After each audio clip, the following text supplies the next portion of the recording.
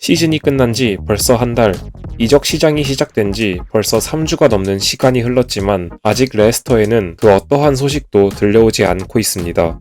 시즌이 강등이라는 최악의 결과로 마무리되었음에도 감독인 반 니스텔로이는 여전히 레스터의 감독직을 유지하고 있고 구단에서는 그 어떠한 움직임도 보여주지 않고 있는데요. 반 니스텔로이의 코치진은 지난 4월 팀의 강등이 확정된 이후 스스로가 레스터에서 쫓겨날 것이라고 예상했었지만 구단은 그로부터 2달이 넘게 지난 지금까지도 이들에게 별다른 통보, 조치를 취하지 않고 있습니다. 현재 많은 구단들이 새로운 감독의 선임, 새로운 선수의 영입을 발표하고 있지만 구단주인 쿤탑과 감독인 반 니스텔로이는 모두 각자의 가족과 함께 휴가를 보내고 있는 상황이며 레스터의 훈련장과 사무실에는 고요한 침묵만이 흐르고 있을 뿐입니다. 이들은 대체 왜 또 이런 이해할 수 없는 행동을 하고 있는 것일까요? 현재 가장 유력한 원인은 레스터의 PSR 장부 문제입니다. PSR은 제 채널에서만 해도 벌써 4번이나 다룬 주제일 만큼 레스터와 친숙한 그리고 족같은 규정인데요. 그냥 쉽게 말해 프리미어리그 사무국이 각 구단의 지난 3시즌간의 장부를 평가해서 이중 과도한 지출을 발생시킨 구단에게 따로 처벌을 내리겠다라는 규정입니다.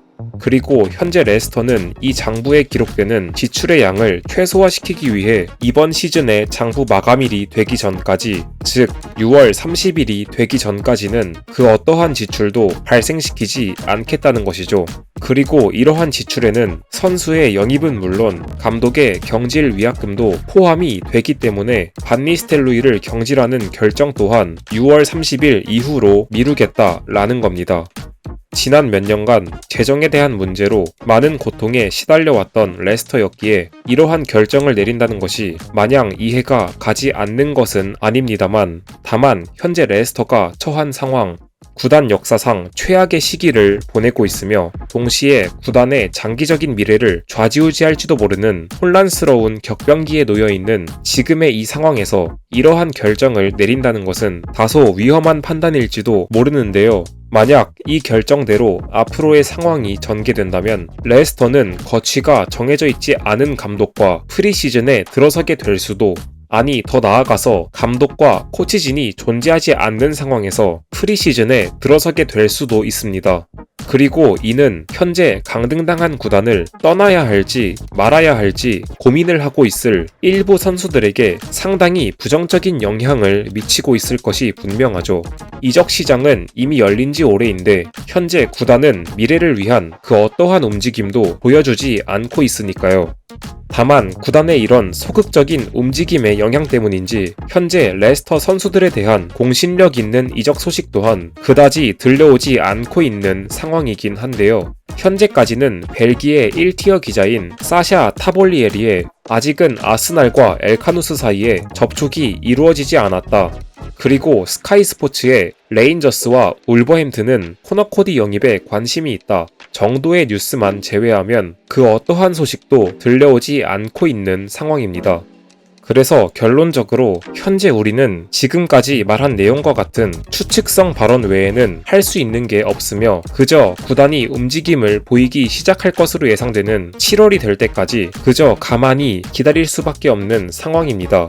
그리고 이 판단이 구단에 부정적인 영향을 미치게 될 것으로 예상되고 있음에도 구단 보드진이 이와 같은 결정을 내린 데에는 그만한 어쩔 수 없는 이유가 있었을 겁니다. 이번 시즌에 기록한 손실이 이미 규정의 한계치에 임박해 더 이상 새로운 손실을 만드는 것이 아예 불가능하다거나 혹은 이 결정의 리스크를 계산해 봤을 때 감독의 경질을 미루는 것이 그렇게 하지 않은 것보다 더 손해가 적을 것이라는 최선의 판단이 있었겠죠.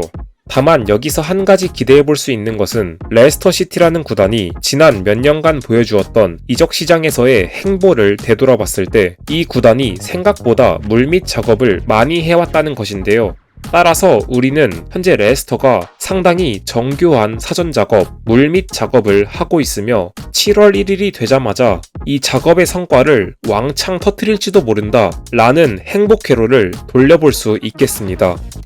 이 새끼들이 지금까지 해온 개짓거리들, 예를 들어 브랜던 로저스 경질 밀어서 강등당하기, 야닉 퍼킹 베스터고르와 재계약해서 돈 낭비하기, 재정관리 잘못해서 역대급 충성도를 보여주던 구단 성골 에이스 팔아치우기, 스티브 쿠퍼 선임하고 몇 달 만에 경질시키기, 올리버 스킵 영입해서 돈 낭비하기, 반니스텔루이 선임해서 강등당하기 등등의 수많은 사건들을 생각해보면 이 행복회로가 실제로 일어날 것이라고 기대하기에는 어렵습니다만, 그렇다고 아예 가능성이 없는 일이라고는 생각되지 않기 때문에 그냥 저는 7월이 되기 전까지 행복회로를 돌리면서 살도록 하겠습니다.